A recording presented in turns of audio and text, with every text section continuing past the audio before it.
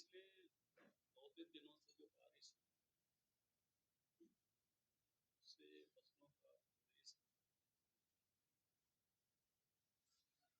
छत्तीसगढ़ जिले की जानकारी मैंने विभाग के अधिकारियों से ली, तो उन्होंने कहा कि उनके पास लगभग 10,000 एकड़ गेहूं के खराबे की और 6,000 एकड़ सरसों के खराबे की रिपोर्ट आई है।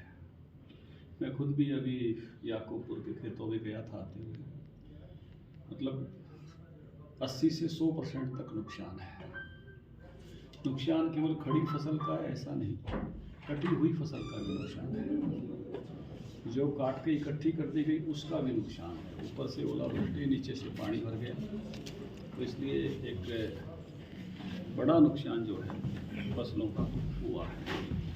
अच्छी बात यह है कि रात को ही मेरी मुख्यमंत्री से बात हुई, तो आज मैंने उनको पत्र भी भेजा है और स्पेशल गिरदावरी का, उन्होंने स्पेशल गिरदावरी की जहाँ तक मुझे जानकारी है अच्छी बात हो गई है कि स्पेशल गिरदावरी हो। स्पेशल गिरदावरी में केवल वो लोग आते हैं जिन्होंने बीमा नहीं कराया हुआ और 15,000 रुपये प्रति एकड़ कंपनसेशन जिनका डिजास्टर मैनेजमेंट के फंड से आता है। लेकिन मैं जानकारी देना चाहता हूँ किसान भाइयों को, बीमा जिन्होंने करवाया हुआ है उनकी कटी हुई फसल का भी भरपाई करती है बीमा कंपनियाँ।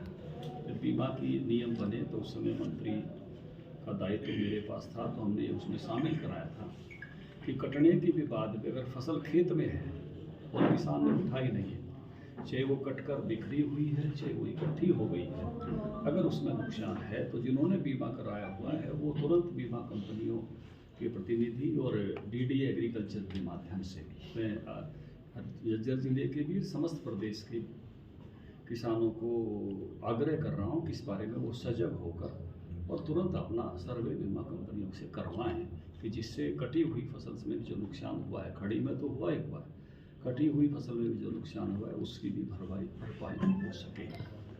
एक बड़ी ऐसी स्थिति बनी है, क्लाइमेट चेंज कहें इसको या क्या कहें, कि फसल के समय मुझे याद है कि 2015 में भी बड़ा नुकसान उस समय हुआ था। जब मैं मंत्री था, सरकार ने तुरंत उस समय बड़ी तीव्रता के साथ कंपनसेशन दिया था। तो आज भी बल्कि मुख्यमंत्री से मेरी बात हुई रात को, तो मैंने आग्रह किया था कि अधिक से अधिक लोग जो है इसका तुरंत जायज़ा लें। आज पार्टी के भी सारे पदाधिकारियों को मैंने हरियाणा भर में निर्देश दिए हैं कि सब जाकर जो फसलों का नुकसान है उसकी जानकारी लें और किसान भाइयों की मदद करें। जनाब, पोर्टल बंद होने की समस्या आ रही है कि पोर्टल बंद हो गया। अभी कुछ गांव के लोग आए थे, उपायुक्त से मिले थे, उन्होंने कहा था कि अभी इस विषय पर मेरी जो है बात हुई है, जो बीमा को देखते हैं डांडी, श्रीमान डांडी जी हैं, तो उनको मैंने अभी कहा है यहाँ पहुँचते पहुँचते, और अगर थोड़ी देर में नहीं चालू होते तो फिर उस विषय पर बात करेंगे कि लोग अपनी जानकारियाँ चढ़ा सकें, पोर्टल खोला जाए। जनाब, इनको सरल नहीं किया जाए कि किसान लगातार कहीं ना कहीं इसको गुमराह हो रहा है, उसको सरलता से किया जाए, क्योंकि अभी तक पोर्टल के बारे में लोग समझ नहीं पा रहे हैं। आप कृषि मंत्री रहें, आप समझ सकते हैं कि गाँव में जाके इसको बड़ा आसान तरीका बनाया जाए ताकि किसानों को बेहतर समझ आ सके। देखिए, निश्चित रूप से हम टेक्नोलॉजी के लेवल पर बहुत तेज़ी से सब बढ़ रहे हैं और इसमें एक पीढ़ी का गैप भी रहता है कि एक समय था जिसको कह गए ABCD गिनती आती थी, वो लिटरेट था। आजकल कंप्यूटर लिटरेसी ज़रूरी हो गई है, कंप्यूटर छोटे से फ़ोन में ही आ गया है। लेकिन अच्छी बात यह है कि बहुत बड़ी बात CSC भी है और CSC के माध्यम से किसान सरल पोर्टल पर अपनी फसल भी चढ़ाता है, तो उस नाते से जानकारियाँ जो है तुरंत देना, क्योंकि इससे ये भी है कि जानकारियाँ फास्ट जाती हैं, बहुत सारे लोगों की एक साथ चली जाती हैं। क्योंकि जो मैनुअल सिस्टम था उसमें कागज़ जमा करना और ठीक कागज़ समय पर पहुंचना, उसमें भी एक बड़ी वो कठिनाई का काम था। लेकिन आज के युग में इसका जहाँ बेनिफिट भी है, तो इस नाते से निश्चित रूप से जो भी घर में बच्चे लिटरेट हो गए हैं, इसके नई पीढ़ी बिल्कुल स्मार्टफोनों के साथ खेलती है, तो वो अधिक से अधिक अपनी जानकारी दें इस विषय पर और सरकार पोर्टल खुला रखे, सुनिश्चित करे इस बात को।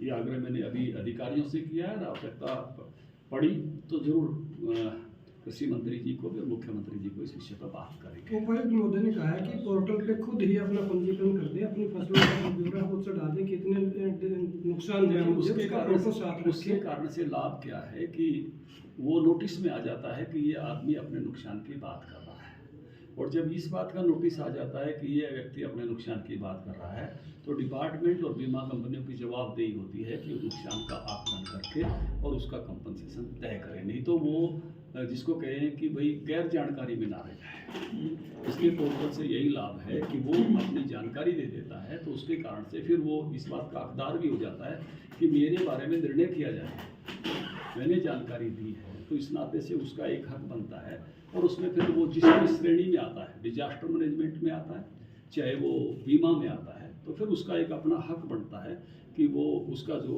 जवाब मिले, उसका उत्तर दिया जाए। उसका उत्तर नहीं दिया जाता तो सवाल खड़ा होता है कि इस व्यक्ति ने पोर्टल पर जानकारी दी थी, इसका जवाब कंपनी ने क्या दिया या विभाग ने क्या दिया, क्योंकि एक काम विभाग के जुम्मे है, एक काम बीमा कंपनी के जुम्मे है।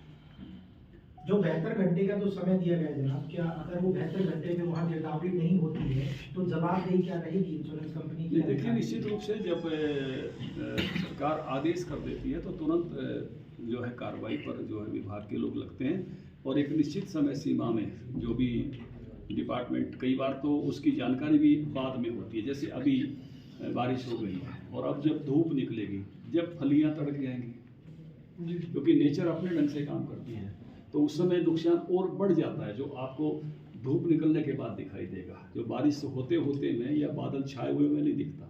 तो उस प्रकार से जब जिस प्रकार के नुकसान का आकलन का जो सिस्टम है, डिपार्टमेंट के लोग इसके विज्ञ हैं, उस नाते से बस यही है कि किसान कोशिश करके अपने खेतों तक विभाग के लोगों को ले जाए, विभाग के लोग वहाँ तक पहुँचे। मतलब इस तरफ से भी जागरूकता चाहिए कि भाई मैं इग्नोर ना रह जाऊँ, मेरी भी जानकारी हर किसान को चाहिए कि सरकार तक पहुँचे, और ये सरकार का भी प्रयास है कि जानकारी पहुँचती है।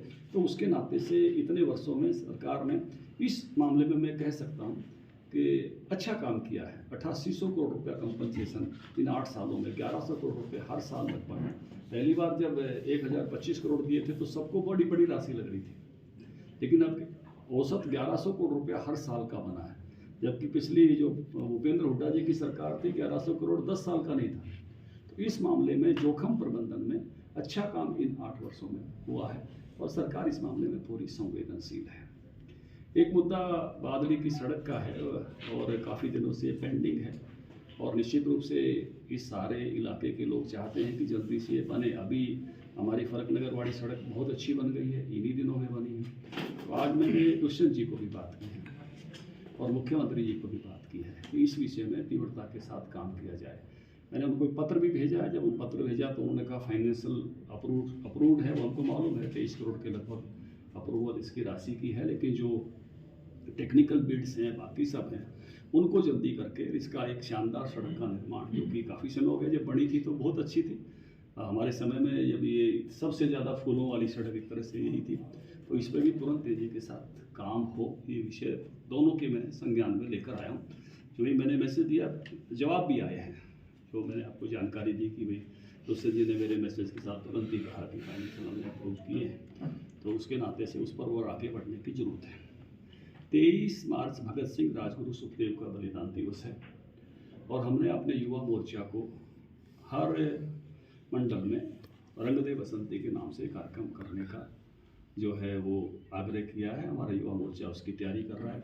जज्जर जिले में भी कई सारे कार्यक्रम होंगे, कुछ कार्यक्रम बड़े हो रहे हैं। एक कार्यक्रम युवा मोर्चा जिले की तरफ से मांडोठी में तय किया गया है, और उसमें मैं स्वयं भी रहूँगा और हमारे प्रभारी विप्लव देव जी भी रहेंगे। इसी तरह से हमारी महिला मोर्चा की बहन नीना राठी भी भागलपुर में कार्यक्रम कर रही हैं, उसमें भी हम दोनों रहने वाले हैं। प्रदेश भर के 308 मंडलों में ये कार्यक्रम संपन्न होगा। 25 तारीख को हमारा एक बड़ा कार्यक्रम हिसार में संपन्न हो रहा है। अभी हमारी 6 लोकसभाओं का एक कार्यक्रम संपन्न हुआ पट्टी कलियाणा समालखा में, और जिसमें वहाँ पर हमने 2715 शक्ति केंद्रों के प्रमुख और उससे ऊपर के कार्यकर्ता वहाँ बुलाए थे। लगभग 3000 कार्यकर्ता वहाँ पर थे, जिसमें राष्ट्रीय अध्यक्ष जे पी नड्डा जी, मुख्यमंत्री जी, राष्ट्रीय उपाध्यक्ष शिवदान सिंह जी, हमारे प्रभारी विप्लव देव जी, राष्ट्रीय सह संगठन मंत्री शिव प्रकाश जी, ये सब पधारे थे। दिन भर की एक हमारी वर्कशॉप थी, शक्ति केंद्र संगम उसका नाम दिया था। शक्ति केंद्र संगम सेकंड है, अभी 25 मार्च को हिसार में होगा, और इसमें जो है हमारे राष्ट्रीय उपाध्यक्ष उदान सिंह जी रहने वाले हैं, हमारे प्रभारी विप्लव देव जी रहने वाले हैं, हमारे पूर्व राष्ट्रीय महामंत्री सरोज पांडे जी रहने वाली हैं, मुख्यमंत्री जी रहने वाले हैं। तो एक उसका सेकंड पार्ट में कहूँगा कि 6 लोकसभा को हो गया, 4 लोकसभा जिसमें सिरसा लोकसभा, हिसार लोकसभा, भिवानी लोकसभा और कुरुक्षेत्र लोकसभा, इन सभी 4 लोकसभाओं के सांसद और इस इलाके के जो सीनियर लीडर हैं वो सब उसमें रहेंगे। और उसी तरह से सुबह 10 बजे से शाम 5:30 बजे तक का कार्यक्रम जो है ये होने वाला है। इसमें भी शक्ति केंद्र के जो हमारे इंचार्ज हैं और उससे ऊपर के जो लीडर हैं, मंडल अध्यक्ष, मंडल पालक, मंडल प्रभारी और प्रदेश कार्यकारिणी के सदस्य, लगभग 2000 जो है इसमें सहभागी होंगे। एक बड़ा काम हमारा चला हुआ है इसमें, इसीलिए बुलाए हैं दोनों शक्ति केंद्र संगम फर्स्ट एंड सेकंड कि हम 6 अप्रैल तक पार्टी के 4 लाख पन्ना प्रमुख खड़ा कर रहे हैं। हर पन्ने पर एक कार्यकर्ता को जोड़ रहे हैं। पहले हमने त्रिदेव बनाए थे, हर बूथ पर 3 कार्यकर्ता, एक अध्यक्ष, एक पालक, एक PLA2। अब हर पन्ने से 6 उस वोटर लिस्ट में 20 पन्ने हैं, 15 पन्ने हैं, वो हर पन्ने से एक कार्यकर्ता जोड़ रहे हैं और पन्ना प्रमुख सब जगह बनाएंगे। और उन पन्ना प्रमुखों के माध्यम से 6 अप्रैल को 4 लाख पन्ना प्रमुखों के घरों पर और उससे ऊपर का हमारा 1 लाख कार्यकर्ता है, सब घरों पर पार्टी का ध्वज एक साथ फहराएंगे। इस बड़े अभियान को लेकर चले हुए हैं और इन पन्ना प्रमुखों की आने वाले समय में हम कार्यशालाएं भी करने वाले हैं। 4 कार्यशालाएं संपन्न हो गई हैं, जो 3 यमुनानगर में, 1 अम्बाला। बाकी जिलों की कार्यशालाओं की जो डेट तय होती जाएगी उसको संपन्न करेंगे। तो ये आगे की कुछ गतिविधियाँ, उनकी जानकारी मैंने आपके साथ साझा करनी थी। आज का मुख्य विषय जो है, मैं कहूँ कि जो फसलों का नुकसान है, उसके नाते से सरकार के प्रतिनिधियों से जैसे मैंने कहा मेरी बात हुई और मैं स्वयं खेतों का निरीक्षण करके आया। जनाब, ये सभी पार्टियां अपनी अपनी तरफ से सभी प्रोग्राम कर रही हैं, जो आप लोग प्रोग्राम कर रहे हैं, तो ये 2024 के विधानसभा और लोकसभा चुनाव के यानी चुनावी मोड में आ चुकी है भारतीय जनता पार्टी। निश्चित रूप से हम तो सबसे पहले इस काम में लगते हैं और चुनाव में हम बहुत, मैं कहूँगा, मेहनत के साथ काम करते हैं हर राज्य में। और इस 2024 के भी उस काम में हम लग गए हैं। जैसा बादली के रोड के बारे में आपने कहा, 3 बार टेंडर हुए, 3 बार कैंसिल हुआ। अब की बार विधानसभा में विधायक कुलदीप वत्स ने नाम तो आपका नहीं लिया, लेकिन सरेआम ये कहा कि डिप्टी सीएम आप जो सवाल कर रहे हैं तो मैं जरूर कहना चाहूँगा कि वो PWD मिनिस्टर वही हैं, मुख्यमंत्री वही हैं, ACS PWD वही हैं, EIC PWD वही हैं, चीफ इंजीनियर PWD वही हैं। तो जहाँ वास्तव में जहाँ से काम होना है उनको वहाँ बात करनी चाहिए। ये इधर उधर की राजनीति करने की बजाय जिस स्थान से काम होना है वहाँ आग्रह करना चाहिए कि मैं भी पार्टी का ही सिपाही मात्र हूँ, मैंने भी वही आग्रह किया है। इसलिए हर समय किसी एक प्रकार के राजनीतिक मोड में रहने की बजाय लोगों के काम कराने की मोड में रहना चाहिए। बादली के विधायक लगातार प्रेस कॉन्फ्रेंस में कहते रहते हैं कि धनखड़ जो है वो काम नहीं होने देते। बादली धनखड़ के लिए तो बादली आराध्य देव है। धनखड़ ने बादली के लिए एक एक दिन जिया है। बादली को सब डिवीज़न बनाना, बादली को तहसील बनाना, बादली को ब्लॉक बनाना, माछरौली को ब्लॉक बनाना, 100 से ज़्यादा सड़कें अपने समय में बादली में बनवाना, 90 से ज़्यादा व्यायामशालाएं बनवाना, हर वर्ग की चौपालें बनवाना। बादली मेरे लिए देवता है, बादली मेरे लिए राजनीति नहीं है। और वर्तमान विधायक को धनखड़ के फोबिया से बाहर आना चाहिए, लोगों के काम करने चाहिए। मुझे कोई काम तो उनको दिखा नहीं, तुड़वाने के काम में जरूर एक में वो शामिल थे, तो इसलिए काम ज़्यादा करें, वो ज़्यादा अच्छी बात होगी कि लोग काम से देखते हैं उस नाते से, और धनखड़ फोबिया से बाहर निकलें। ठीक है।